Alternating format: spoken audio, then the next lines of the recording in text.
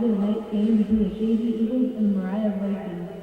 Our starting lineup for the winning team of Mariah are number 22, China Allen, number 21. Good afternoon, my name is Desmond Robinson. This afternoon, the game between the Chazy Eagles and the WCS Warriors. Our starting lineup for the winning team of Willsboro, number 5, Eric Becker, number 7, Alex Miller, number 10 is Jamie Newman. Number 12 is Ralph Jackler. Number 23, Ryan Pierce. Number 21 is CJ Pierce. Number 17 is Nicole Taylor.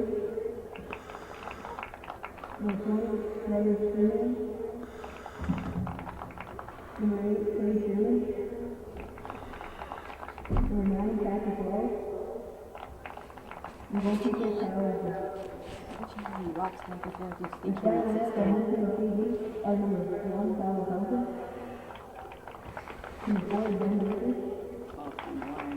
Number 7 is Ricky Green. Number 10 is Stetson Stewart. Number 12, Kenny Moore. Number 16, Jason Baker. Number 21, Kyle Reynolds. Number 22, Terry Rushmore. Number 23, Nolan Ryan. Number 24, William Glazer. Number 23, Jason Green. Our coaches for today are Mr. McCall, Mr. Bouchard, and Mr. Lee. Please stand for the playing of our national anthem.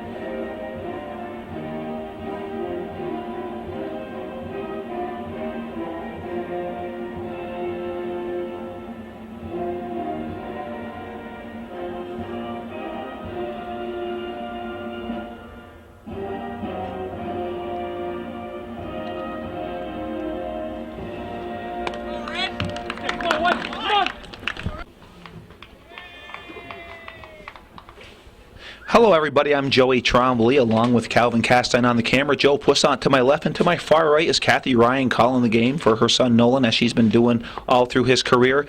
It is, and I've been saying this all year round, guys, what a beautiful day for a soccer game. It is the 30th of October. We're at the George Brendler Field. It's 3 o'clock in the afternoon. It's cabbage night. Joe's hoping this game can get done so he can go do cabbage night stuff. Joe? Yeah, we're looking forward to a triple-header soccer game here tonight. We have 3 semifinal games, 2 in the CVAC. Right after this is the 3 o'clock game. We got the Chazy Eagles, ranked number 1 in the state, against the Willsboro Warriors. Willsboro, about 8 years ago, they came in a day similar like this, knocked the Eagles out of the semifinals. Hopefully, this is not going to happen again. I don't really think it will, but you never know. Well, Joe, I remember that game. It was Chazy had came off the year before. They had went to the state championship game against Faith Heritage, and they lost that game, a heartbreaker, 2-1. And that team had a lot of lettermen returning. They were expected to go back to the Final Four, and Willsboro came in, and they upset the Eagles that day, and it was a beautiful day on a weekend, if I'm not mistaken. Yeah, it was. It was a gorgeous day. I was actually on the old field before they had this one done. I think this year, though, the Eagles, they have an agenda to fill. These kids right here were not as quote-unquote talented as the last couple of years. So far, they proved everybody wrong. Well, Joe, Chazy has played Willsboro twice this year, and Chazy has come up on the winning end both times here at the George Brendler Field and down in Willsboro. But what's a little more impressive about this game is Willsboro comes in this game riding a high. They had lost to Bolton during the regular season 4-3, and in the quarterfinals came out and actually spanked Bolton 10-1. 10 goals is a lot of goals for a team in soccer, and they beat a team that had beat them earlier. So Willsboro comes into this game riding high off that big victory. Yeah, they're a well-coached team. They always bring their A game this time of year. Willsboro's always been tough down through the years. They've won their share of sectional championships also. Don't take anything away from the Warriors. This year they don't appear to be a top echelon team so far in the league. But this time of year, loser goes home. Well, absolutely. We know that. If whoever loses today, their season is done. So seniors from either Chazy or Willsboro, their season will end today.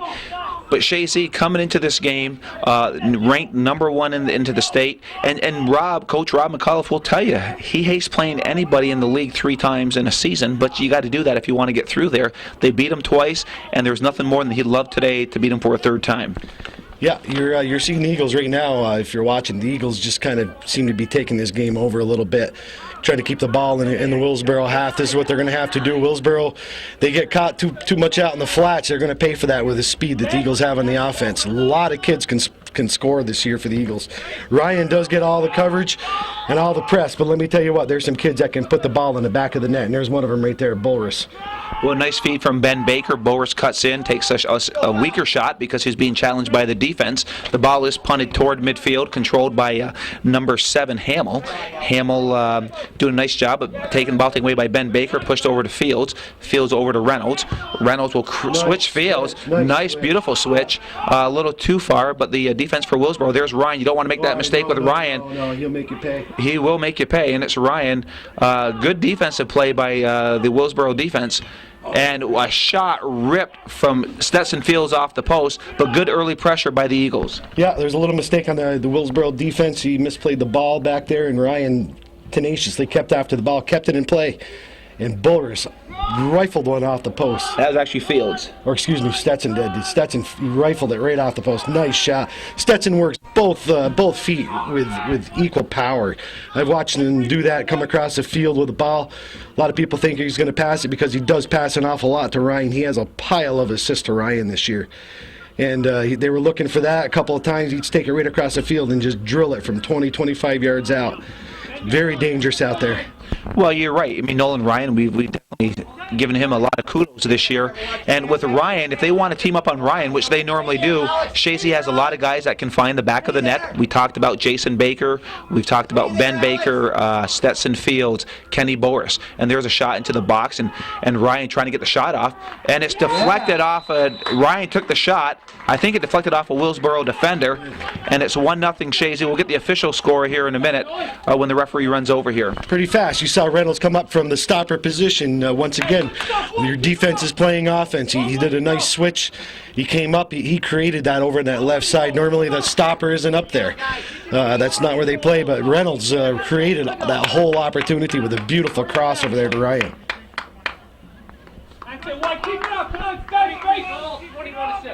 So 21 gets the assist, and 21 would be Kyle Reynolds. Yeah. So the assist from Reynolds at the 4-minute, 12-second mark here in the first half. Chazy strikes first, and they go ahead 1-0 against the Willsboro Warriors here. Nice play by Trombley, chips it up over to Racine. Racine trying to gain control, but the ball is cleared into the Chazy territory. Trombley giving chase. He sends it back, and it will be picked up by Beeman.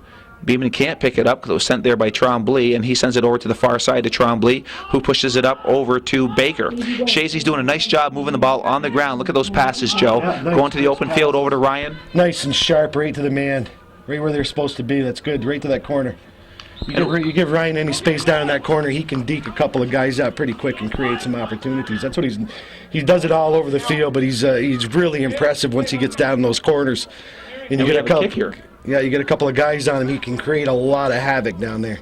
What's nice about that offensive rush, it started back on the goalie position where Beeman wisely sends it back to Trombley, and the ball works up from there. And now off his outside foot. Oh my God, what a play. Beautiful play. Outside, was that his outside foot? That was the outside of his right foot. Nice head. Set plays are so imperative to practice those set plays. You see another score right there from the What a finish from Chazy. Fields. Beautiful head. Beautiful head. It was right on him. Ryan put it right on him. And that's 5 minutes and 10 seconds. So roughly about 30 seconds later, Chazy comes down, and a beautiful header by Fields on the feed from a set play from Nolan Ryan. Yeah, creating something in that corner. I didn't realize. I don't know what the call was, if it was a trip or what, but you saw him go down the corner with a ball. He got a call, made a nice, beautiful outside of the foot. Nobody, I don't think, was expecting that. He curled it right towards the keeper, it looked like. And Fields was right there to wait for it. Well, good hustle from number 20 for Willsboro, Sheehan. He's picking up his intensity here. And I don't think Willsboro expected this type of quick scoring from the Eagles after they had that big game against Bolton. And the ball goes out of bounds. Well, with this offense that Chazy has and the defense has set him up, you just watch the first goal was Reynolds going up and setting it up. Anything can happen. This team, they're a good-sized bunch of boys, it looks like, compared to the Willsboro kids. They're big kids for Chazy. They're big, fast, well-skilled, well-coached. They're a good machine. They lost their first game of the year, and they haven't looked back since. Well, they've been undefeated since then. And, the boys had to be reading the paper. They had to read where Willsboro scored 10 points or 10 goals. Anything that scores 10 points, you got to take notice of. And I think Coach McAuliffe has done a great job preparing these boys for the game, the way they've come out here in the first 10 minutes, taking a 2-0 lead. Yeah, they've taken it right to him. You see Trombley in the action. He's a fullback. They're pressing up big time. The Eagles are. They're not worried too much about Willsboro getting any goals. It doesn't look like. They have LaFountain back there cleaning things up. They're great there, like he always does. Switching fields nicely. And, there's that diamond defense we talked about. LaFountain goes up. Trombley goes back into his position. Now they get back to their normal position. The other thing that we need to note, Joe, that's noteworthy, and we don't give much thought to it, but the starting defense along with Beeman. Here comes the offense of Chazy again. And goal by Kenny Boris, and the boys are on all cylinders right now, Joe. Yeah, we have 33 minutes left in this half, and it's going to be a long afternoon, I think. In the first 7 minutes, they've scored 3 goals. Kenny Boris gets that goal, and we'll see who got the assist. I think it might have been Ryan. That's possible. He was creating some havoc down there among the defenders, like he always does. Yep, that's what it is. Yep. So Ryan gets the assist, and Kenny Boris gets the goal. Joe, it's pretty impressive. Yeah, you watched Kenny Boris. He scored several of those types of goals just this year. Not a lot of finesse. He really doesn't. He's a bull of a player. He goes right through the defenders. He's tough. Like I said, he reminds me a lot of Josh Fredericks when Josh Fredericks was playing. It's a very similar type kind of game. Never give up. Go through defenders. Doesn't back down at all. Very, very tough up there. Nice feed from Lattimore over to Baker. Baker does a nice job keeping it from going out of bounds. He's trying to send it up over to Ryan. Ryan is there. Yeah. And Ryan scores from Ben Baker. Yeah, beautiful. Joe, Baker, yeah. Chazy has not looked back since that first loss, but this is unbelievable what they've done so far. This is 4 really fast here.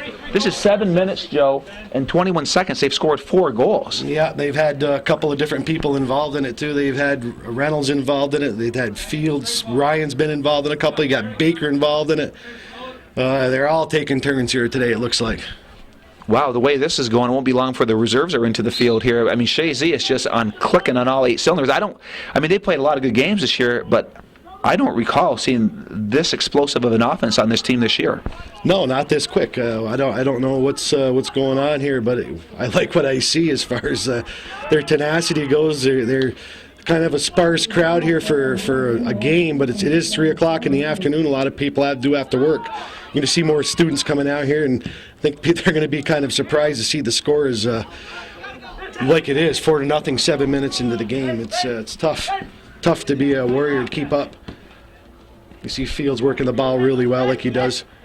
Well, what I was alluding to earlier, and we don't give them much credit, we go to the starting defensive 4 with Reynolds, LaFountain, Trombley, and Lattimore, along with Beeman and Net.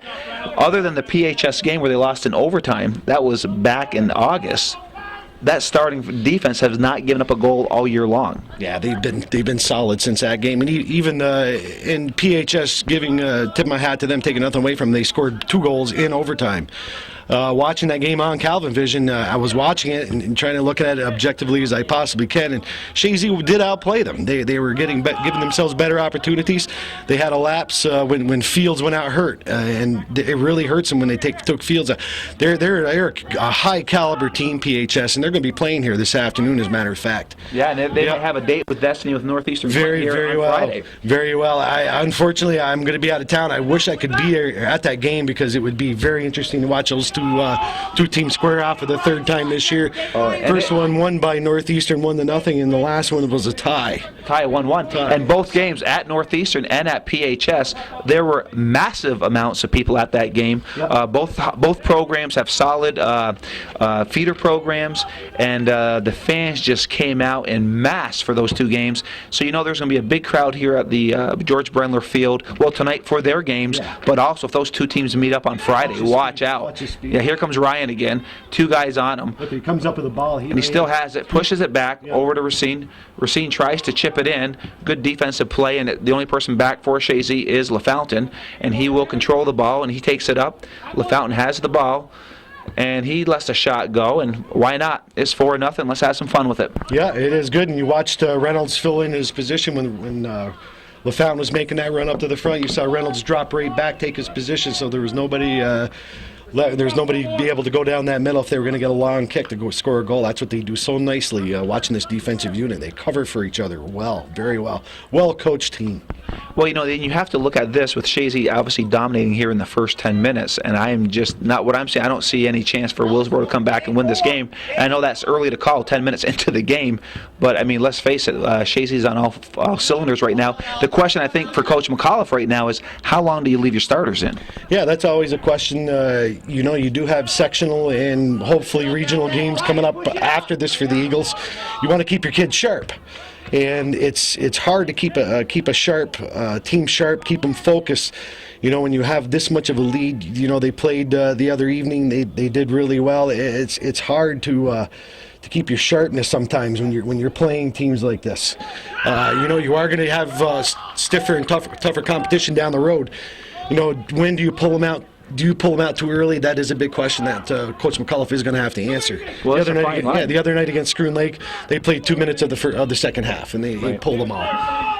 Well, you know, here's the argument. Do you take the players out, the starters out, and don't risk injury? Or do you keep them in there to keep them into game conditions? Because they're going to play some tougher teams where they're going to have to run for 80 minutes, if not longer. And do you become less conditioned if you're out there longer?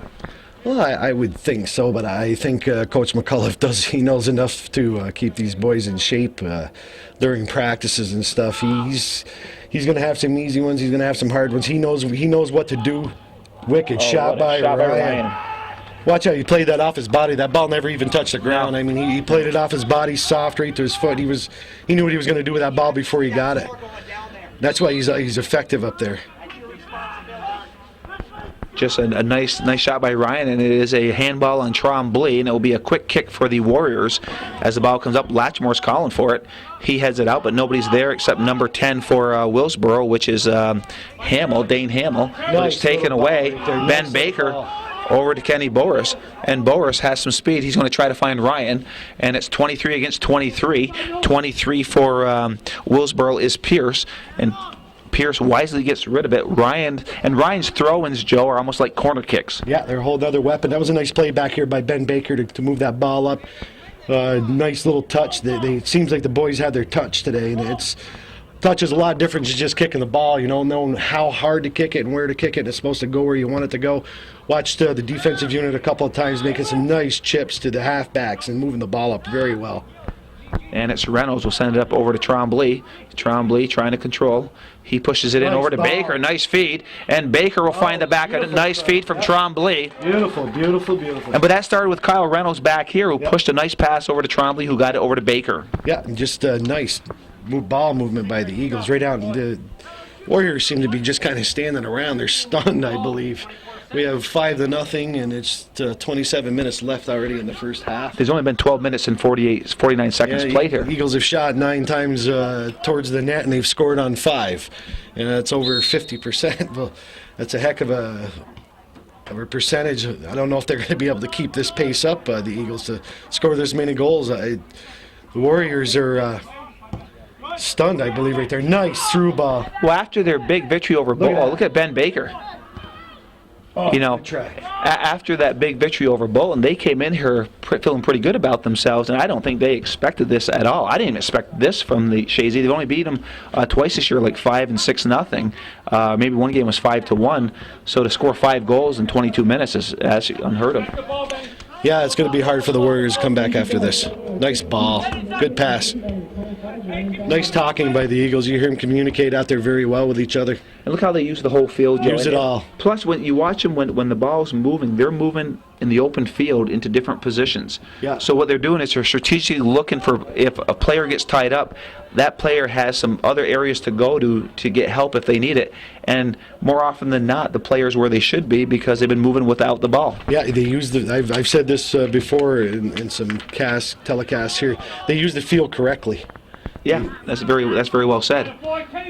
Nice hustle by Boris. And you know, Boris being challenged, and he gives it up over to Jason Baker. He's got his cousin Ben to the left, and it goes a little too far, and a nice defensive play by number 10 for Willsboro, which was Hamill, but it goes out, and Trombley intercepts it, or not Trombley, but Latchmore, and the ball is knocked out to Ben Baker, and it is Latchmore giving chase, and he deflects it. Good hustle by and Latchmore's a big boy out there. Latchmore's a big boy, and he's made some runs like up there this year. I haven't seen him score a goal. He's come awful close a few times. I haven't seen him score a goal making a run like that, but boy, he's trying to give it a shot today.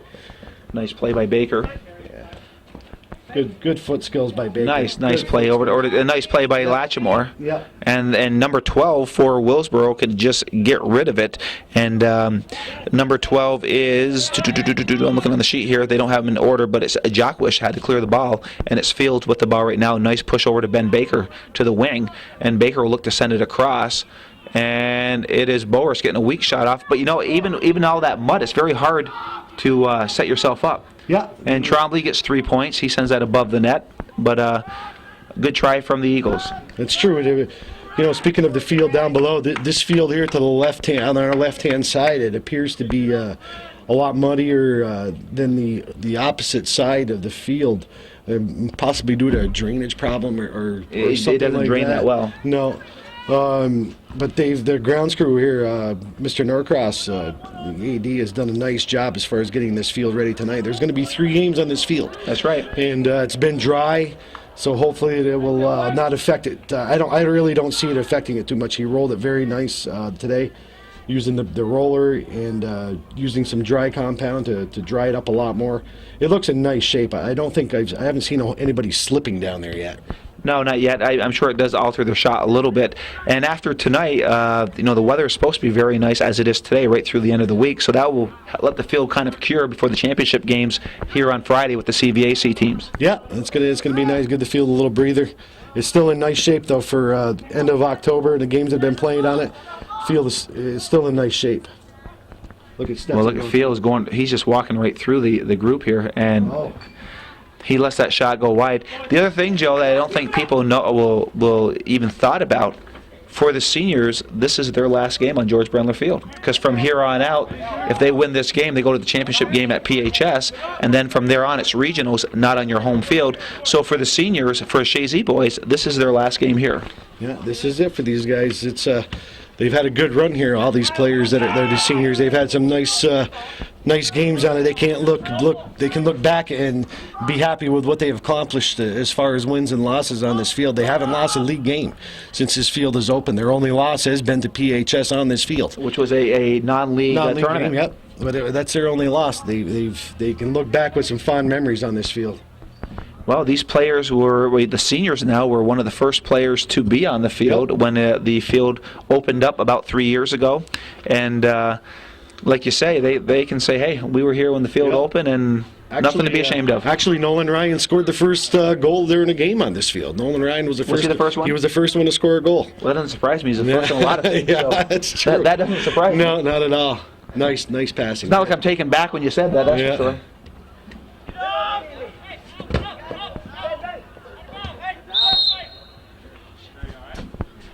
And Lacey said the ball was out. Kaiser did not see that. Not sure what was that about, but it'll be a throw-in for Willsboro. We're approaching the 22-minute mark. Chazy has outshot Willsboro 12-0. and they lead 5-0. So it's a true domination from the Eagles here in the first half against Chazy. And right now the throw-in goes in, and it is Lattimore. Oh, he will get called. Perry Lattimore rolls over number 8, Clay Sherman, and that was a mismatch. And it will be a direct kick for the Warriors. Number 9 for the Warriors. Patrick Wells will take the call. Chazy setting up with their wall. Beeman calling directions. And we'll see if it's a set play or he's just going to let the shot rip. And it is a set play, and nice play, and very nice play by the Warriors, and Beeman stepped up big for the Eagles there. Yeah, it was their best scoring opportunity so far, and then Beeman comes up with a nice save.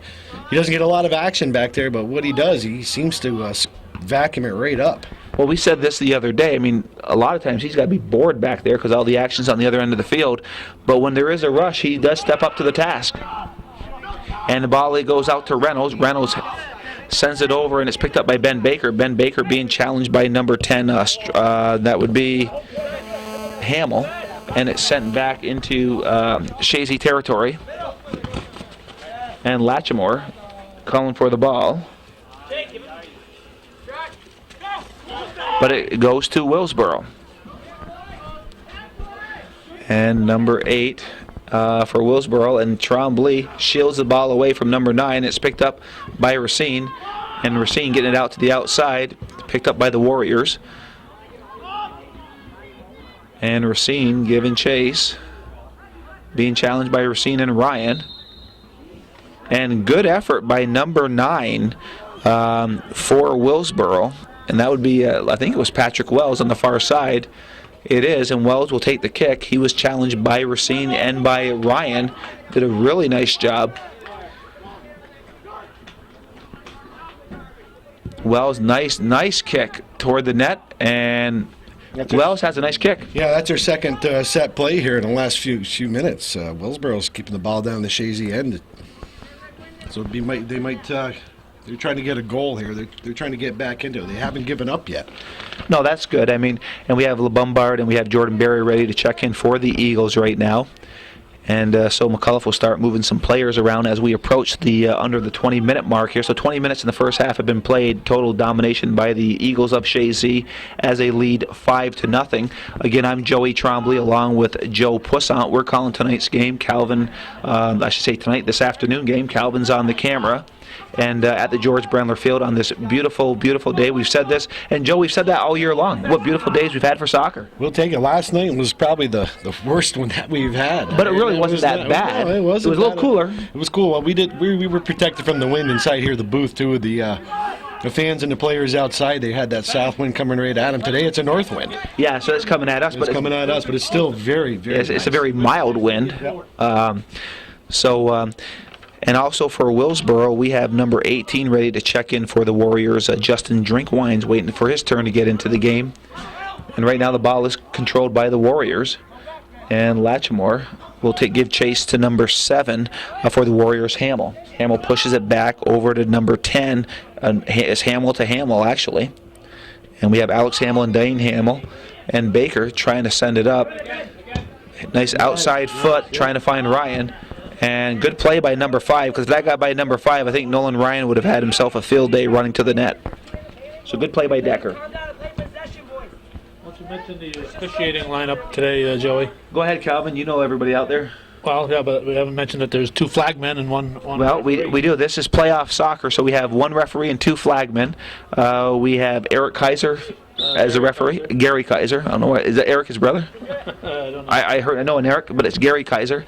And then we have Tom Lacey here on the near side, and over on the far side is It's Randy Lozier. Randy Lozier. Okay, so those are the 3 officials for today's game. He's a Red Sox fan. I try to block their names out. Well, God bless them.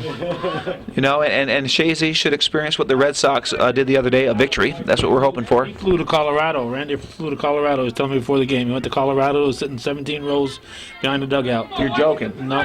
He actually went to Colorado to see the game? Yep. Now, he's a bigger fan than I would never do that. Would you? No. Would you do it for the Yankees? No. No. Well, you got to be a diehard fan to want to travel across country to see him play. So he was there for the winning game? Apparently so, because he said he'd just gotten back. He's going to have to referee a lot of games to pay for it. So I'm sure the referee stepped in for him. We are approaching the 16-minute mark, and it's probably be a set play, or you think Ryan will try to bend it like Beckham? I know it's going to be interesting. They have several different things they can do. I'm sure Coach McCullough, with the score being 5-0, they might try a little something different, maybe. Practice it in a game situation. Outside the foot again. Yeah. He tried off the outside foot again. He was trying to bend it, and it's LeBombard with the ball. LeBombard has the ball knocked away by number 10, Hamill, and it'll be a throw-in for the Eagles. And LeBombard trying to find Fields, and Fields comes from behind, and it's picked up by Latchmore back over to Fields. Fields pushes it up over to Baker. Baker, nice move to get by one player. Baker working his way to the 18, inside to Ryan. Tries to go back over to Kenny Boris, and he just drilled it wide left. And, boy, he is scratching his head on that one. Beautiful feet. Nice pass work inside the 18. Yeah, right down the middle of that defense of Willsboro. They can't seem to stop the Eagles this afternoon. When you go right down the middle of a defense with ease, they've done it a couple of times today, and it's if you can't stop them down the middle, you're going to have a very, very long day. Well, it's definitely looking that way here for the Warriors. A long day, that is. And number 8, Sherman, sends it up. Nice through ball. And here comes number 7. Good effort by the and that was probably their best opportunity that they had, Joe, but Alex Hamill just could not get his foot on it, and he sends it wide of the net. Yeah, it's 12 shots right now to probably 3. They're going to call that one another one. So it's 12 shots to 3. They had one time when Beeman had to make a nice save earlier, and that one there was wide. It was a nice through ball, though. Real nice pass. The other thing that we want to mention, if Chazy can hang on to this 5-0 lead, which I think they will go on to the championship game. And the other game that's being contested right now is Indian Lake and Elizabethtown. Yeah, that should be. I'd like to hear the outcome of that. Elizabethtown just last week just barely got by Westport. They had to go to a double shootout, and so that should be interesting. Well, what's interesting about that? I mean, you would think that E-Town would have the better team than Westport based on this year's games. But boy, when you get they're a big rivalry down there. There's only like 8 miles separating them. Yeah, but you got to remember Westport beat them earlier in the season. They did. Westport did beat them earlier in the season. They knew they were going to have their hands full. E-Town's well-coached team. They're always in the hunt too, along with the Eagles. Last week, nice pass. Oh, this could be dangerous. Oh wow. I think that was a sympathy call for the Warriors from Kaiser, because Ryan was waiting for that ball to be kicked, and then he broke the line. A man of Nolan's capabilities would not have been offsides on that one. Well, it's possible, and we all make mistakes. Well, so what you're saying is Kaiser made a mistake. We all do. Kevin Lozier's call, probably. Randy Lozier's call, probably. And Lozier didn't raise his flag. They didn't? I don't know. I didn't see it. Nice pass. Okay, now here's Nice pass. Kenny's looking to let it rip. Gotta have And the left foot. see, boy, I don't know what happened there. I was ready for that left foot to load up and let the shot go. I'm not sure what happened down there. I don't know. I don't think he could get it to actually under control enough to do it. It looked like he could, but he couldn't pull the trigger in time. Well, number 23 for the defense, Ryan Pierce, will take the kick for the Warriors, and the ball is controlled. Well, it's not really controlled. It's kind of nailed up in the air. Chazy looking to gain control. Baker will hold his ground, and it is Barrier coming up with the ball. Barrier being challenged by number 9, Decker, and or Wells, I should say. Ball comes out over to Reynolds. Reynolds with the ball, surveying the situation. He goes to the open space, and he's letting Barrier make a run for it. And Pierce comes over, and he drills the ball off of Barrier, and it will be a goal kick for the Warriors. We're at 12 minutes and 42 seconds here left in the first half. It has been all Chazy with a 5-0 lead. I mean, they scored, 5 goals in 7 minutes? I mean, it was just incredible. That was fast. They've threatened a few other times, too. They've hit the post. A couple of times the boys couldn't pull the trigger in time. It could be a lot worse.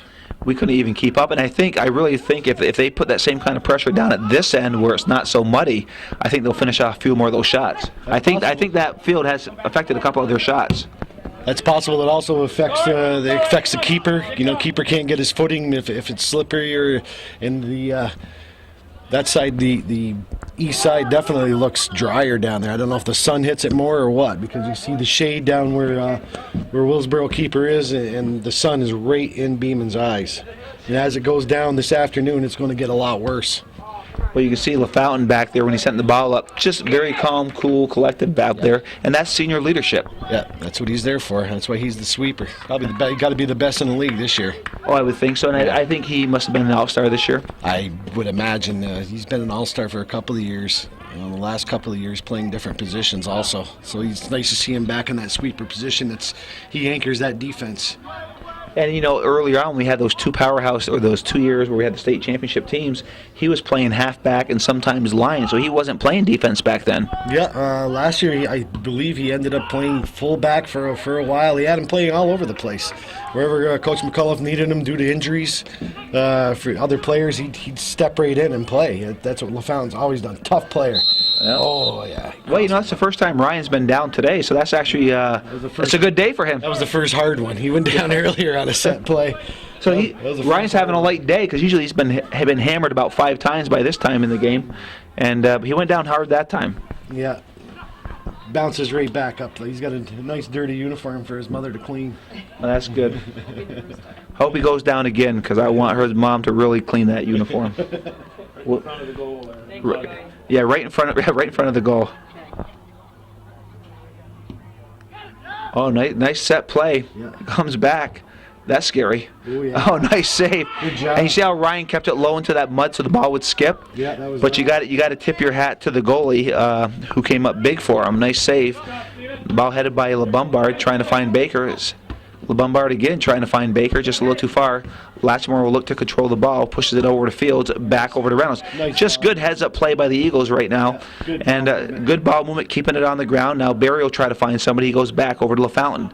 LaFountain has Trombley to his right. He has Reynolds. He finds Reynolds in the center. And Reynolds pushes it up over to Kenny Boris. Boris will push it back, probably. No, he's working his way. He's got 4 people on him, and he tried to get it over to Reynolds, but it comes back to Boris. Boris with the ball, looking around.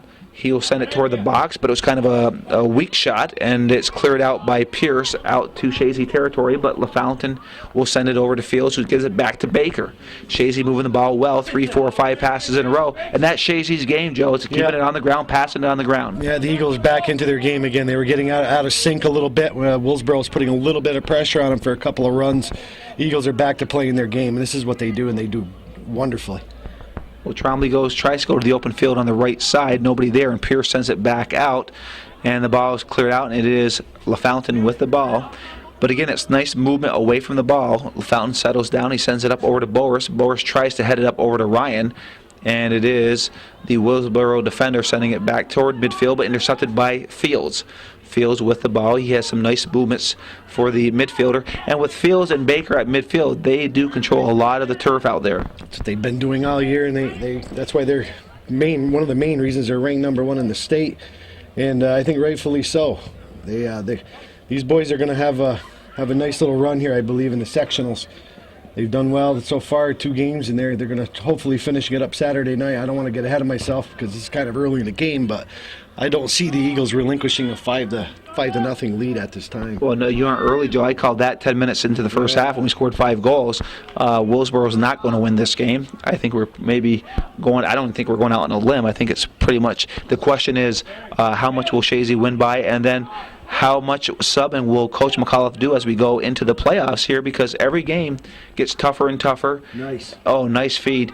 And you want to have the kids into, it's like Colorado in baseball. They got done 8 days early. So, I mean, these guys know how to play baseball, right? But you're sitting down for 8 days. You don't see live pitching. And all of a sudden they come into the World Series and they get swept 4-0. Yeah, that's true. Baseball's a different game than soccer, understandably so, but it's the same kind of concept. I think if you have too much time off playing good competition, from what I see of Willsboro, I think probably the reserves of Chazy could give these kids a decent run for the game. And if you're gonna practice, you're gonna practice against your reserves, if they're better than the team that you're playing against, even in the sectionals, you're going to gain more out of it. You know, you both teams are going to learn. You got your reserves playing against the best team, and you got your best team is playing against the reserves who are better than a lot of other first-string teams that I've seen. Sure. Well, I mean, the reserves, Trombley will take the shot. The thing is, oh, wow, ball just goes wide. It'll be a goal kick for Willsboro. But the reserves for Chazy, they practice with the first team. Yeah. So, I mean, when we see that out there, they may not be as sharp because they don't get as much playing time, but they definitely understand what they're supposed to do when they're out there. Oh, yeah, the concept is still there, and it's nice to see. I had the second team of this Chazy unit here. I was watching a program of the 86 team. I saw that. And the second team here would beat that 86 team. That 86 team from Chazy was a good quality team. They were great. Well, I saw that too, Joe, Yeah. but isn't it amazing the quality, the skill level Yes. of these teams compared to back then? One generation later, and the shorts look a lot better now, too. Oh, they were tight back then. Joe, they were tighter in the 70s. Oh, yeah, I know. But, I mean, Chazy won that game against Northeastern back in 86, 3-0. And, I mean, Chazy played better than Northeastern that game. But I'm looking at the skill level. This team here, what we see on the field for Chazy right now, would have pounded the 86 team. They would have wrecked them. It's just the level of play. But, back then you didn't have feeder programs. I remember, Joe, when we played as a freshman, going out for the soccer, Coach Frisbee was showing the freshmen how to trap a ball. Yeah. We were freshmen. I know. Well, that just all sports are like that now, though. Baseball, basketball, hockey, all sports are like that. They have youth leagues that are implemented in pretty much every town, and it goes from there. And hopefully, in a few years, you're going to see the men in the United States men in a World Cup because of the youth programs that they see. There's you have football in the fall competing with soccer. But you still have a lot of kids. We have a lot of people in this country. We got 300 million. And if we should be able to put together a quality World Cup program year after year. It's going to be interesting to see down the road in about 4 or 5 more years when all these youth kids have been taught another level of coaching compared to even what they were getting 5 years ago. It's better. It's it's more intense as far as teaching the kids the skills, and the kids themselves seem to be faster. Well, but this goes in all sports, Joe. I mean, for years, we could send our college kids against the best international teams in basketball and beat them. Yeah. So we send our pros out there. That was the dream team, if you remember that, with Michael Jordan and Magic Johnson and those guys, Larry Bird. Well, they were winning those games by 40, 50 points.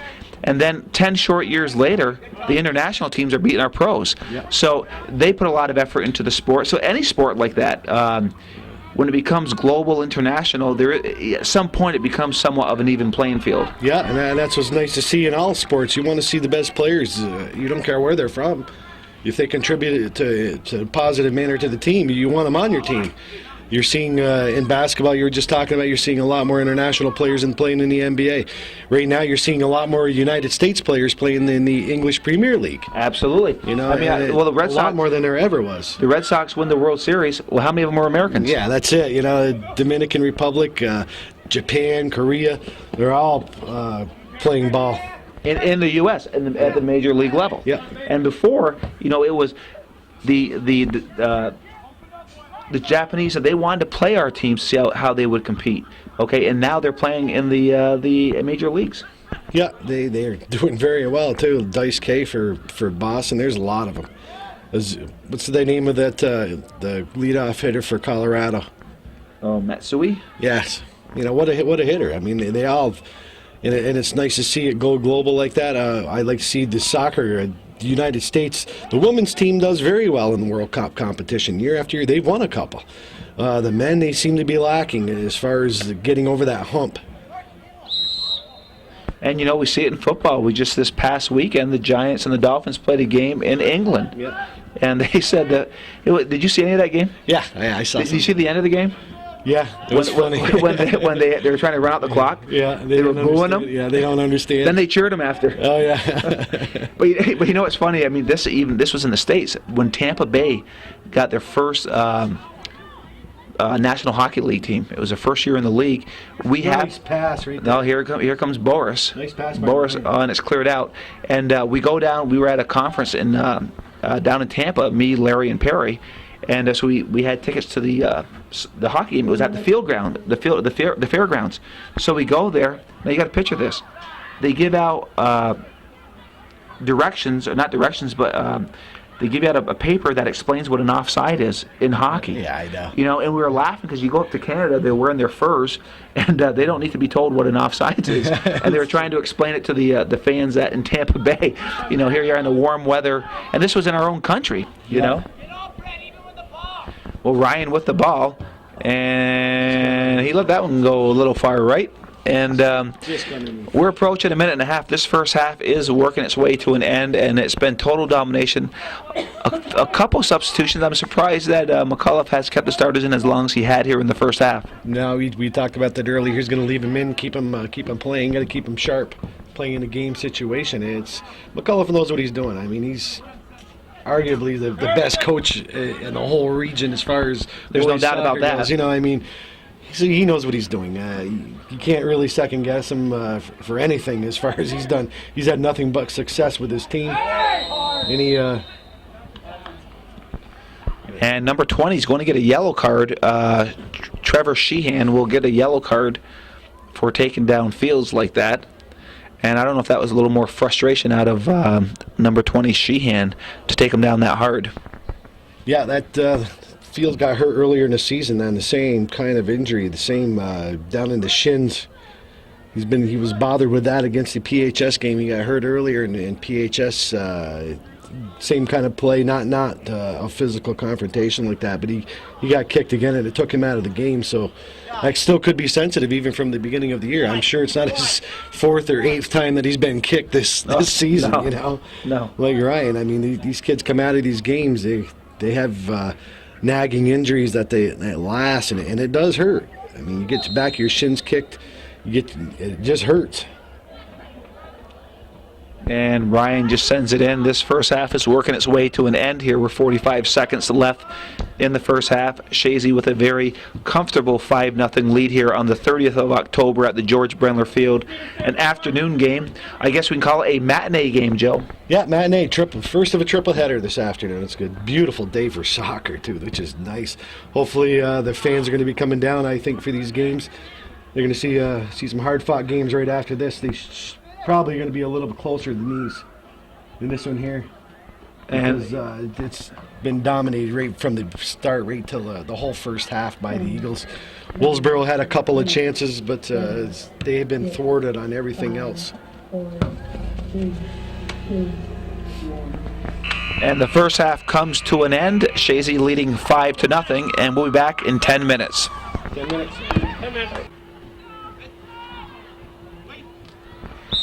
And we're ready to start the second half here at the George Brendler Field. Chazy with a 5-0 lead here, totally dominated the first half, and they take the kickoff here, and they control the kickoff here early. It's Trombley with the ball back over to Fields. Joe, one thing that Chazy did really well in the first half was the way they kept the ball on the ground. Yeah, just like you see right here is what they've been doing, moving the ball back, letting the defense set the offense up. They do it really well. They make it look easy. You know, they're good at it. When you're good at something, you make it look easy. And they've really been doing a nice job this afternoon of doing that. Well, Baker gets it up over to Boris. Boris with the ball, being challenged by number 5 for the Warriors, and number 5 is that's one thing, Joe, I wish that was Decker, but one thing I wish that the opposing coaches would do would put their players in numerical order. It makes it much easier when we're trying to call the game if we can look at our sheet here instead of trying to look at who's out there. That's why I let you worry about that. Calvin, any thoughts on your end? They always seem to like that alphabetical stuff. Yeah, I guess if I got here early enough, I could take the time and rewrite it, but I don't get here early enough to do that. Right now it's Boris. He sends it in over to Ryan. Ryan will head it to the box, try to find Baker, and it's just cleared out. It'll be a throw in for the Eagles. And you hear Coach McAuliffe, he says, pick up the pace here. He's not satisfied with that 5-0 lead. No, well, it's not so much the lead; it's their style of play that he's looking at. Right. You know, it's what he's looking at. You can keep that intensity. Yeah, you got a 5-0 lead. You better play like a 0-0. He's going to replace you. That's right. And the thing is, we said this, every game gets tougher and tougher. So you can't come out letting down, especially teams that you don't know. You don't know what their capabilities are. No, not down the line. Hopefully, nice throw-in right there by Trombley. Perfect spot. Good hustle by Stetson. But you're going to find these teams. I don't know if McCullough has done any scouting on them. I'm sure he has. You got Parishville Hopkinton. Is that the name of the team? Parishville Hopkins. Yeah, they're up in the Hopkinton or Hopkins. All right, I'll just go with Parishville. But they got to get by Chazy out west. Yeah, Chazy, yeah. They played the Eagles down here a couple of weeks ago. A real physical team. The Eagles dominated them, but it was they come out of that game with a few bumps and bruises. They're a very physical team. They got to get by Chazy. Chazy's had a good program down through the years also. Well, we've said this before. It's nice to have a lot of teams locally do well at the state level. Yep, and I think this year might be a year where the CVAC Section VII Class B champion might go on for a couple of rounds. They've been bounced out relatively early a few years. This year, both PHS and Northeastern, they're very strong teams. You've seen Stetson come out. He's got injured, I think, in that last play before half, his shin. So it'll be interesting to see how what transpires out of this. Nice. Oh, yeah. What a play by Reynolds on a throw-in from Nolan Ryan. We talked about how Nolan's throw-ins are like a corner kick, and Reynolds just skied. I mean, there isn't a goalie in this league that could have saved that shot. No, that was tough, but you also got to figure Reynolds he's a tall kid. Got to hold the ball just right. Beautiful throw-in by Ryan. Deadly weapon that he has. 2 minutes and 19 seconds into the second half. Chazy goes up now 6-0. Well, it's going to be hard to break that first half record of what, 4 goals in 7 minutes? 5. 5 goals in for 7 minutes. That's pretty tough. I don't think they're going to be on the pace to do that again, but you never know with this Eagle team. They're very explosive. They can pump in some goals really quick, especially with this guy out here. Now, look at that footwork. And look at that shot. Nice shot. Good hard low shot. Good hard low shot. Good save by the goalie. Yeah, nice save by the keeper. I've heard that Nolan Ryan's next goal will be a new state record. Well, every time he scores, it's a state record. But here's the other thing. Has Ryan got 1 or 2 goals today? Ask his mother. No, 2 he has. Okay, so here's the thing. Nolan Ryan has scored 2, right? Yeah. Nolan Ryan, I think now, Tied for 10th. Nolan Ryan is now tied for 10th nationwide. Not statewide. He's got that record. Yeah. But think about that, Joe. Nationwide. That's a lot of kids playing soccer. And he's tied for the 10th in the scoring record in the nation. Yeah, that's great. You know, All time. Not this year, all time. That just shows you what kind of special player we have here in Chazy with Nolan Ryan. There's a nice feed. And Willsboro's just trying to clear it out. Racine's a big boy. He gives a head to it. And it's cleared out by Willsboro.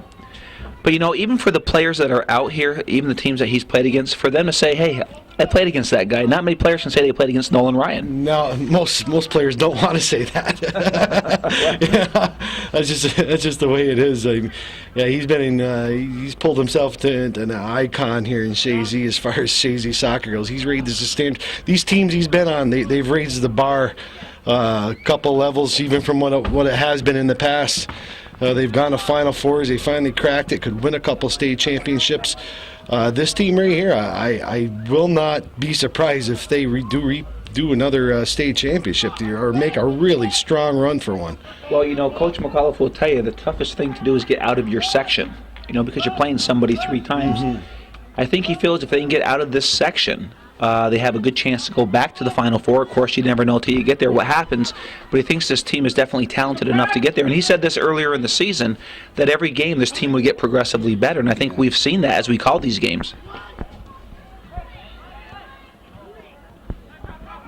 And Willsboro giving a little bit of a rush here. And ball cleared out by Trombley. And it is Barrier chips it up.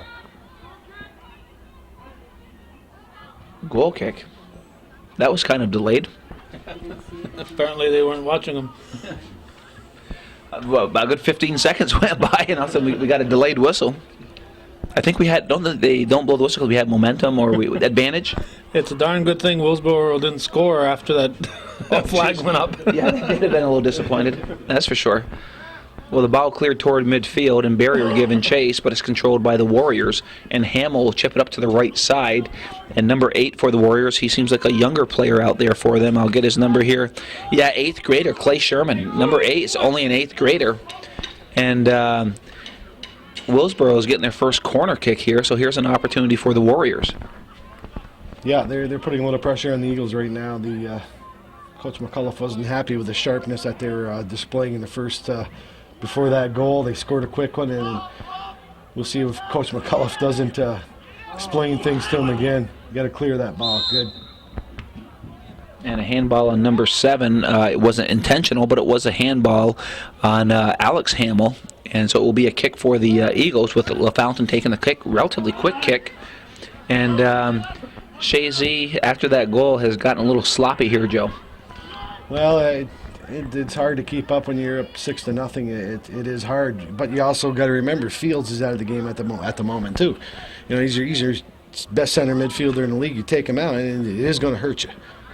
That would be true. I didn't pick up on that. Actually, speaking of Stetson Fields, he's getting ready to check into the game right now, coming back, and the throw-in comes in, and it is controlled by Reynolds, who scored the last goal. He tried to find Nolan Ryan, and the ball was just cleared over the end line, so it'll be a goal kick for the Eagles. We're at 33 minutes and 15 seconds here left in the second half. Chazy with a very commanding 6-0 lead here at the George Brenler Field on a beautiful, beautiful fall day, the 30th day of October, the day before Halloween. And we have 2 more games after this, as Joe said earlier, Northeastern and PHS. And Joe, do you know who Northeastern's playing? Yeah, Northeastern's going to be playing Beatmantown. They beat Beatmantown 2 times this year. One game was 1-0. I was talking to a Northeastern player. I should have got his name. I don't. Nice young man before the game, and he said the second game they beat him 3-0. So it's Northeastern's beat them both times, but you got to give Beatmantown credit. They're going to come to play. They've given some teams some trouble in that CVAC. And how about PHS? Do you know who their opponent's going to be? PHS is going to be playing Sable. I believe they beat Sable 2 times this season also. Don't hold me to it, but that would be true, because PHS only has 1 loss and tied to their record, and that has come against Northeastern. Yeah, that's right. Then so they beat Sable if they play them twice. I think they do. I think they play them twice, and they beat them both times. I don't know the score. I don't know who was what for the games, but it should be interesting. Sable has some speedsters. I think they have a Fuller kid that can fly. Named Kyle Fuller, I believe his name is. Okay. Yeah, he was young. He was played here. He's been playing in these sectional games for a couple of years himself. But I think, myself personally, here's a prediction. I think you're going to see Northeastern and PHS in this championship game here. And Reynolds, look at the effort by Reynolds. Nice. And Kyle Reynolds, what an effort by 21. Kyle Reynolds, who doesn't score a lot in the stopper position.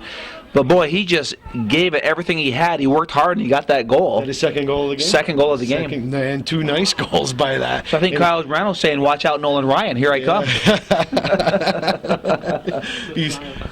And the assist is from Nolan Ryan. So there's a shocker. Ryan fit into that play somehow. Yeah, he usually does. Reynolds has been doing a nice job setting things up also. You've seen Shea Halley coming in. Oh, good. Shea Halley's coming. He's coming up from the JVs. Yeah. So he's coming into the game now. And we talked about this before with Kyle Reynolds. He's done a heck of a job stepping in for Casey Trombley this year. Yeah, you haven't seen him involved in the offense very much until this game this season. But he's definitely making his presence known today. He's made a couple of nice runs up there. Strong player.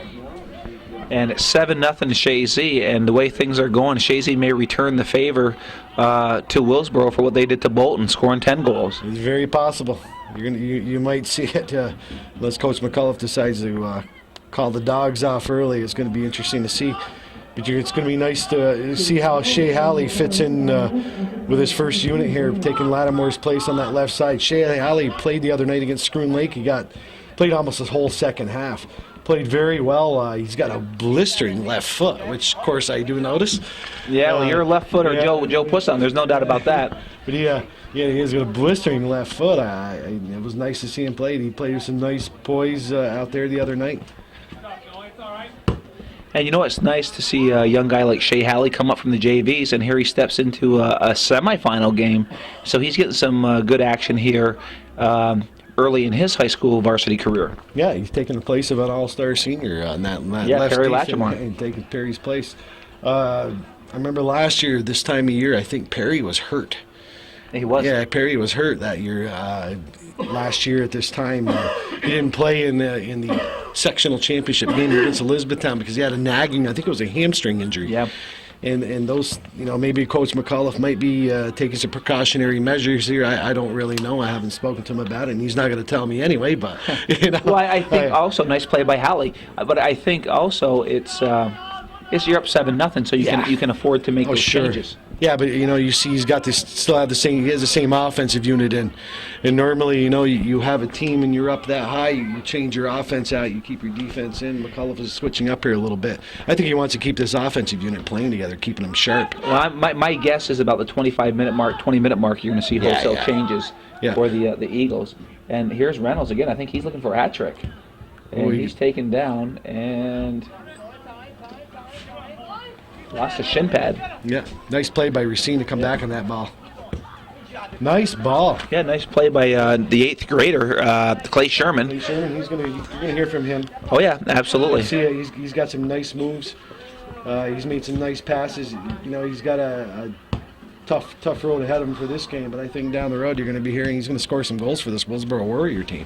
No doubt about it. Anytime you can make a varsity team as an 8th grader, you got some decent talent, and to be a 5-year player, you're going to make some noise. And he's not coming off the bench either. He's been up in that front and center position the whole game. So, he's not subbing in. He's there. He's their man.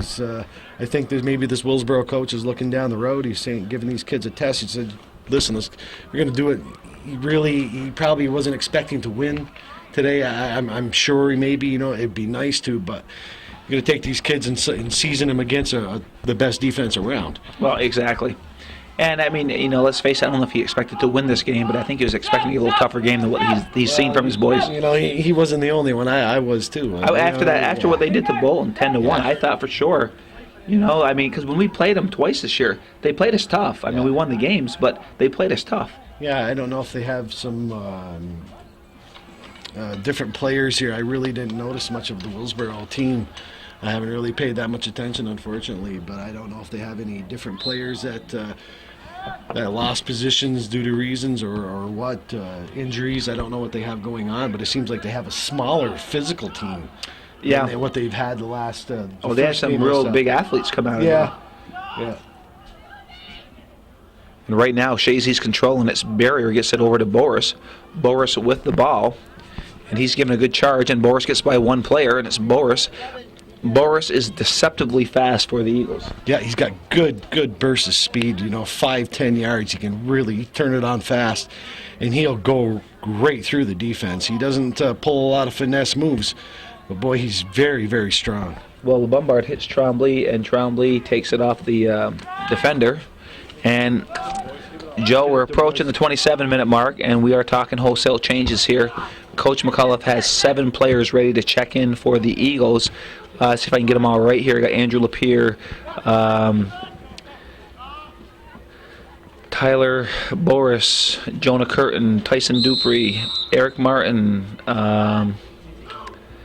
Chris Valigi, and Caleb Snide. So we have 7 players for Chazy. Major wholesale changes coming in here for the Eagles, and about the 25-minute mark, Joe. They all have nice, clean uniforms, too, at the moment. I don't think they're going to last very long. Well, here they come. Everybody's calling names. And here come the majority of the starters for the Eagles. Might be the last time most of these kids, these seniors here, play on this field in a league, in any kind of a game. Yeah, well, for the varsity, this could be their last time that they play a league game on the George Brendler Field. And, boy, what a performance from these seniors. Yeah, great game. Great game. You saw them take it right to the Warriors right off the bat. And they put them back on their heels, and the Eagles just pinned their ears back and went right at them. What's going to be nice to see is, let's see how the second unit goes. We talked about this, how they practice with the first unit, and we'll see how they move the ball around here. You're watching Lapierre. That's Andrew Lapierre. He got chipped up right there. He took a little shot in the leg. He made a nice pass. You got Hallie on that left side. You got Valigia on the right side over here in defense. You got Caleb Snide, freshman, the anchor in that defense in the sweeper position. Yeah, pretty impressive, huh? Yep. We'll see how they do. You got Barrier in the middle, Jordan Barrier. He's got a ton of playing time this year for an eighth grader.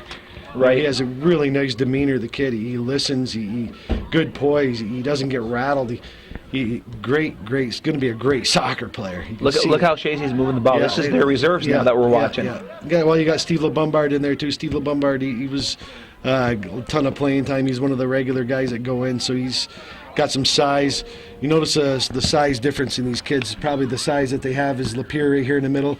You got Halley over there to replace some of the size lost by Baker and Reynolds. So it's going to be interesting to see how they handle these younger guys. It'll be fun.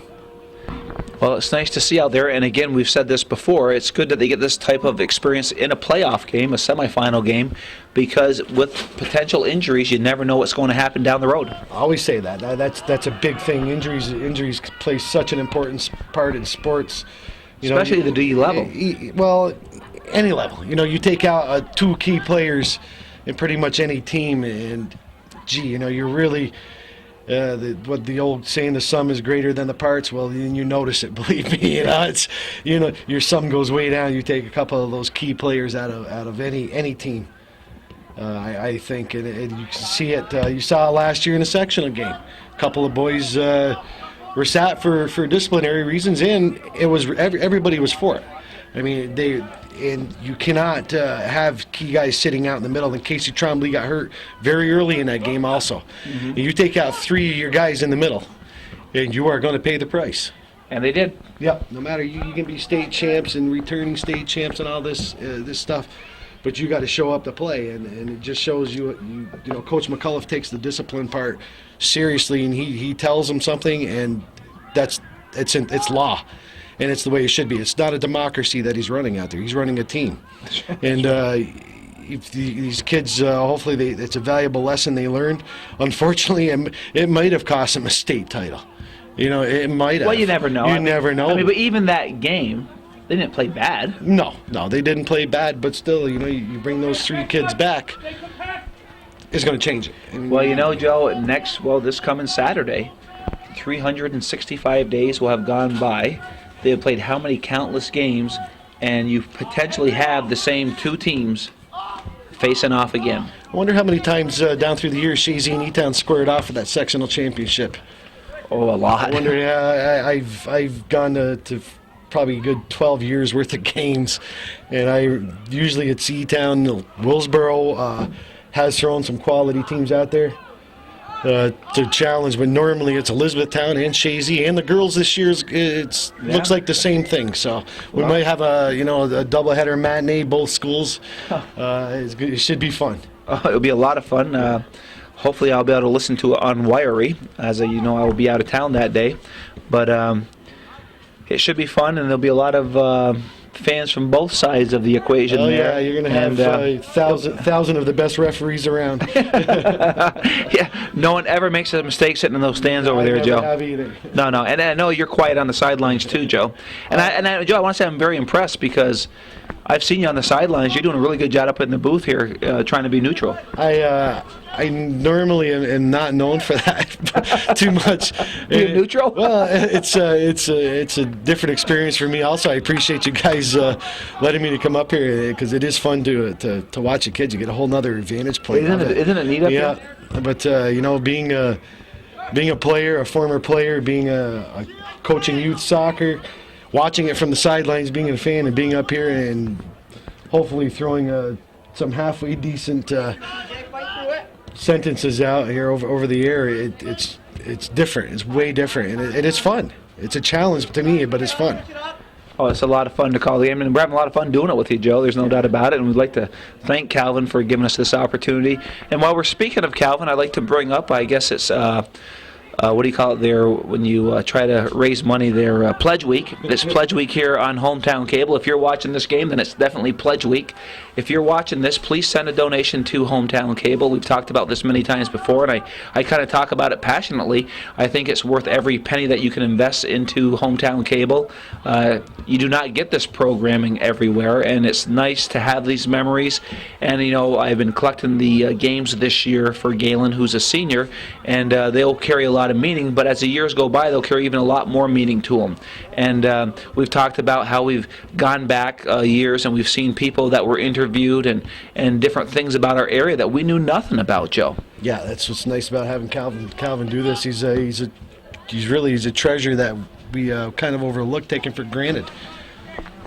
You know, we talked about people interviewed that are no longer with us, and that's where the meaning carries more when you pull those tapes out, or those. Well, back then they were VHS tapes. Now he has CDs, but that shows you how long Calvin's been doing it. Were you? I think Calvin, were you like a reel-to-reel at one time? 8 millimeter. 8 millimeter. I was working with Thomas Edison originally. Of course, we say that in jest, but anything you can give, and any businesses, if you own a business and you're watching this and you are not being supporting Hometown Cable, you're missing a wonderful opportunity for exposure for your business. I know that I myself personally, with my business, I do advertise. We advertised with Northern Blacktopping for years when we had it. You sure did. And Kavanaugh Realty, since I've been with Kavanaugh Realty. Yep. So I think we've probably been supporting you for, what, 20 years now? Pretty close. I didn't sell any ads until 87, and 86 is when I started Hometown Cable. Okay, so maybe 18 years. Started taping in 83 and started the Hometown Cable in 86. But relatively, when you started is when we all jumped on board. Yeah. Yeah, for the most part. So support Hometown Cable. Anything will be appreciated. And again, Hometown Cable, they're a treasure in the North Country, and we're very lucky to have them. So enough of the plug-in for not Kavanaugh, plug-in Hometown Cable. Oh yes, am I allowed to do some advertising for myself right now, Calvin? You know, the boys are covering a lot of real estate right now, Joe. They really are. I'm going to show this. I'm going to show this in Plattsburgh, and on Plattsburgh I can't sell ads. And unfortunately, the people watching Channel 15 in Plattsburgh don't really catch on that this is viewer supported. Most of the support we get almost entirely comes from Channel 24 and the Champlain, Chazy, mowers out there. So this show will be in Plattsburgh too? I'll show this in Plattsburgh. Okay. What I've done is I'll show Willsboro and Chazy instead of PHS and Beekmantown because they don't support me anyway, so why give them? Right. Why give it to them? Well, the thing is, but you bring up a good point, Calvin. I did not know that. If this game is being shown in Plattsburgh and you're seeing this, and I've heard people from Plattsburgh saying, oh, I saw the game or I saw this, they are viewer supported. That there's no federal funds coming in to Hometown Cable. If you're watching this in Plattsburgh, you know, start it and tell people that you're supporting Hometown Cable because it could be your kids that you're watching out there. And if Calvin does get more support, then maybe he will. I know he will. He'll definitely do some games in the Plattsburgh area if he's getting the support from that area. But that's a very good point, Calvin. We're under 18 minutes here in the second half. Chazy with a 7-0 lead. And Joe, the reserves for Chazy are doing quite well out there. Yeah, you just saw the wholesale reserves going for the Warriors also. Oh, did they? Yeah, both coaches are doing. We got 17 minutes left. Both coaches want to let the kids play, let them have a little bit of fun out here. It's nice to see both teams. It's more of a more even game as you're seeing now. Willsboro. Seasoning some kids. You see some kids smaller in stature. I'm sure some of the former junior varsity players. And that's good for the coach doing that because that's only going to help him next year. You're going to see how they play. How do they handle a game situation, you know? And it's not against a non-quality opponent in the Eagles, Chazy Eagles that you're playing. Even if it is the reserve unit for the Eagles. You know, you got Barrier in the middle. He's an 8th grader. He's playing center halfback. Tyson Duper, he's a reserve. He's a senior this year, right? Tyson's a senior. Good. He's going to finish up the game out there. But you're seeing Andrew Lapierre. He's a sophomore right there in that stopper position. You got Caleb Snide behind him. You may very well be looking at next year's Eagles team here. A lot of these players. That could very well be. And the positions they're going to be playing.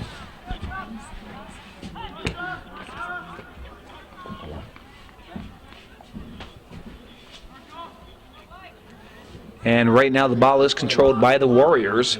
And it is going over to, it looked like number 18 for the Warriors. That would be Justin Drinkwine.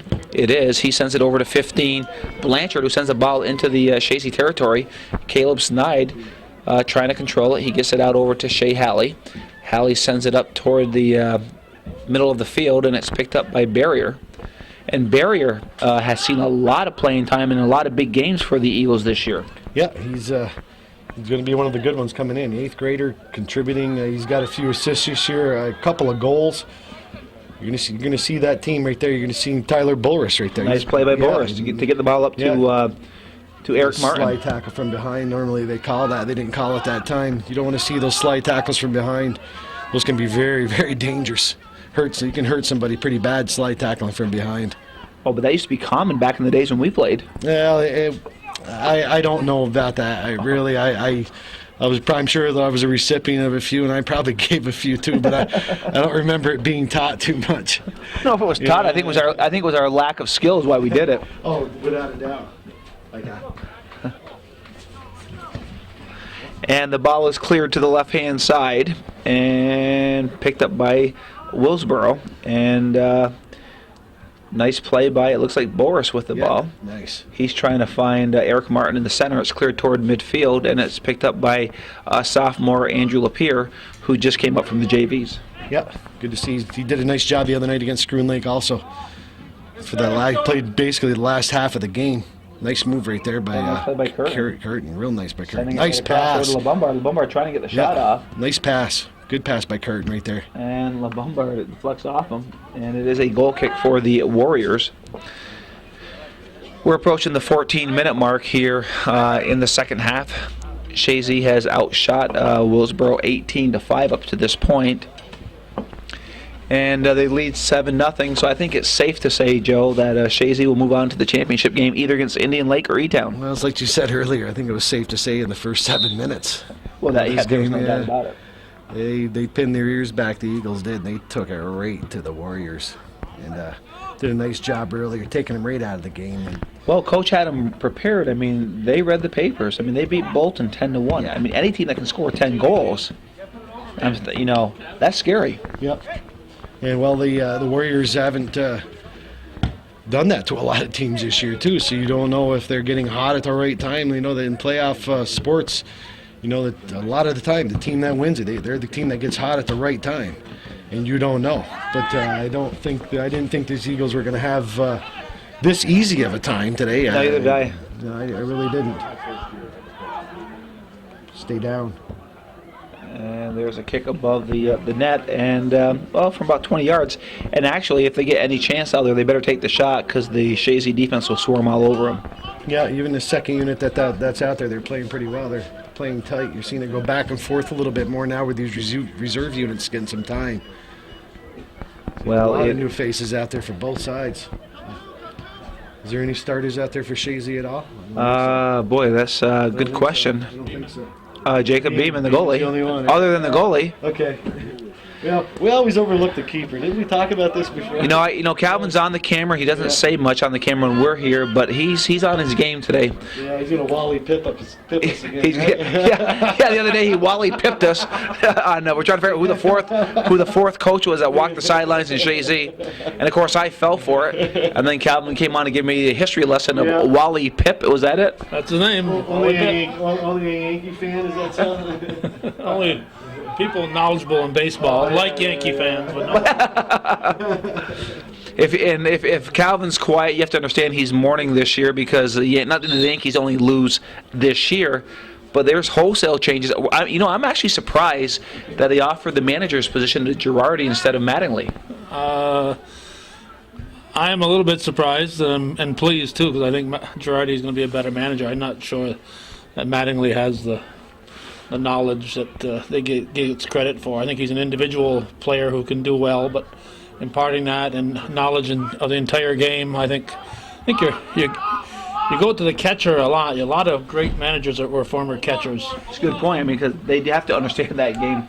And it's and Girardi, he's had some success coaching elsewhere, or being a coach right now, or manager, right? Yeah, 2 years ago he was the manager of the year. Right, and who was he managing? Florida Marlins. Okay. And they went to the playoffs. They missed it. They kind of collapsed at the end, but they were in it right to the very end. And he got the manager of the year. And did he lose his job the next year after manager of the year? No, he got lost it that year. They fired him. He got the award after he already lost his job. Jeez. Amazing. That's professional sports. That's Jeff Loria, that knucklehead. That was in Montreal, yeah. That ruined the Expos' chances of being here. Yeah. We're well familiar with Jeff Loria. He's loved here in the North Country. That's. But I think everybody was expecting Mattingly. But you're right. How many great players were great players, but they don't understand the game. Well, you can go back. You're a Red Sox fan. Go back to Ted Williams. Sure. Ted Williams was a great player, but he wasn't a great manager. Very not. Who knew more about hitting than Ted Williams? Right, but there's more to the game than just hitting the ball. Right. You're the manager, yeah. Well, you gotta control the pitchers. How often you gotta keep the pitch count going. Temperamental. You gotta be able to handle people. And I think it was a huge mistake for the Yankees to do what they did to Joe Torre this year. Definitely. I mean, and Joe Torre said, he goes, listen, $5 million a year is a lot of money. He says, it's not the money. It's a question of what I've done for this franchise. I have a question, Joe. Are you a Yankee fan? I'm a Red Sox fan. Oh, so we're on the same side, you and me, for once, right? Yeah, it's like watching Hannity and Combs up here with Joe and Joe.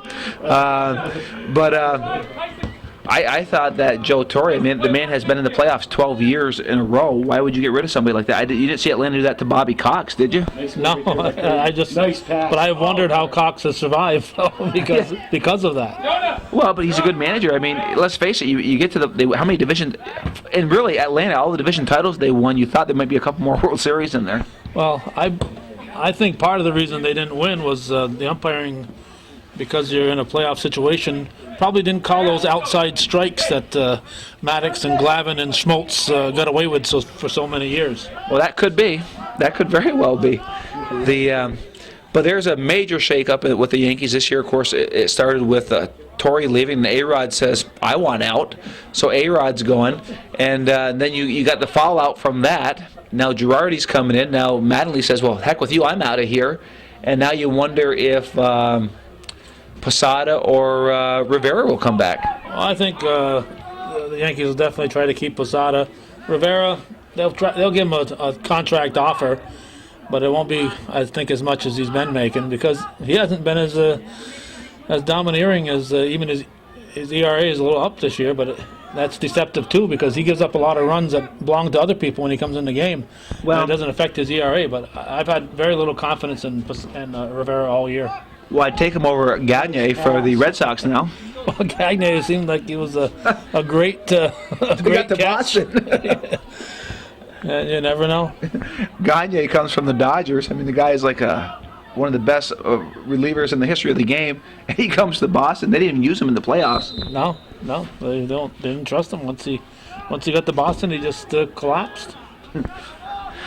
Well, Joe, we've talked about world politics today. We talked about world soccer, and we've talked about NBA, Major League Baseball. We've covered the whole gamut today. It's a 7-0 game. That was my point. You can tell this game has been in hand for a while. We're now at the 8-minute mark, and Galen Trombley will work his way back into the field. I thought he would have been done for the day, but Coach McAuliffe is sending him back in. And It'll be interesting to see what position he goes in. Things will go up front. Yeah, more than likely. We get a good chance to score a goal. No, he's come back at the defensive position, coming in for Velici. And so Galen Trombley has 8 more minutes left in his varsity career here on George Brenler Field. Enjoy it, Galen. This is it. It's been a nice. You've had a nice run, playing on one of the best facilities around for soccer. And we're very fortunate to have this field here in Chazy. Yep. Well, it's nice. A tribute to the taxpayers. Yeah, they stepped up to the plate. It's the support of the whole community, like you're saying. It's the taxpayers, but it does cost money to have a facility like this, and to have a D school have this kind of facility with it's just outstanding. Well, we've talked about this before, Joe. For the teams that Chazy has had here, for the field that they played on, just behind those stands over there. Worst fields around. Yeah, and you had the best teams around, but the worst fields around. And actually, that smaller field, the previous varsity field, it's a lot smaller, and it hurts a skilled team like the Eagles. They can't move the ball around as much because you have somebody right on top of you a lot faster than you do this much larger field here, and you can see the difference. It's less physical when you have a large space to move the ball around in. You play a lot more ping pong when the ball's. The field is smaller, and it just seems like the other team is right on top of you faster. And you are to them also, though. Oh, there's no doubt about it. This field's level too. Yes. Yeah. Now the other field, Chazy had that Chazy roll. The Chazy roll on the far right side. Oh yeah, by the monkey bars. There for years. And you look back and helped us many games. Pictures of 66, 67. That roll is still there with the monkey bars. Nice You know, little but- ball movement right there between But you know, Lapeer and it is Tyson or Tyler Boris. Boris. Yep, you're seeing Boris. Nice ball movement, nice passing with those two. Well, they played together a lot of years. Yep, they're both come out from the junior varsity. It seems Valigi is going to be going back in. Yep. I think he was just catching his breath. That could be. Well, Galen's high school career is probably now coming officially to the end. He got an extra 2 minutes and 31 seconds out there on the George Brendler Field. Yeah, he can do some bragging at the family reunions down the line, right? He and Nolan and all the other cousins get together. They can do some He can do some bragging. Well, you think about that. You have Perry, Galen, Nolan, and then Jacob. They're all cousins. They're all cousins. They're all gone this year too. And they're all gone, but they've all been impact players for this team. And you're right, at the family gatherings and stuff, they can have some good conversations. They'll have some fun memories years down the line. Oh, absolutely. Speaking of these seniors that are leaving this year, I was talking to a former Chazy player, Nolan's brother, Kevin. And Kevin played at some high level of college soccer with Mohawk and with Plattsburgh State. And I was talking to Kevin. I was kind of interviewing. I interviewing him one night, and I asked him. I said, would you like better high school or college? And he got it broke out in a big grin, and he said, there's nothing like playing high school soccer. Oh, really? Yeah, that's what he said, big grin. And he said, there's nothing like it. He's playing here for a top quality program like Chazy, and he was an integral part of some of those Final Four teams. That 1 year he was on the team, they could have beat Faith Heritage. Yeah. We talked about that where the penalty kick was missed. But what you have at a D school, and you when you go to Oneonta to the Final Four, you have A, AA, everybody's down there. Yep. But it's the D field that's surrounded by everybody. Yeah, it should be interesting again this year. It wasn't high school, and coming from a small school like Chazy, Willsboro, also these small communities. Schools, they all know each other. They grew up with each other, kindergarten through 12. Sure. I mean, it's small. They know each other. They play together, and you go in and you win these championships together. And those are the memories that you're going to take with you, and it's great to have those memories and those championships. Well, the point that was made with the D schools, you go to AA and A and all them, they have like 85 different sports, so that everybody's taken somewhere else. Where you take a smaller town, that's their sport. And I mean, when we played Poland a couple years ago, they had just as many fans as we did. I mean, you looked around that field, it was just wall-to-wall people watching that. It was a D final. Yeah, I actually have this year off to go down to the Final Four, and I'm seriously considering going down and watching. I haven't even been to a Final Four. Really? No, I've never what an been experience to a that Final is. Four.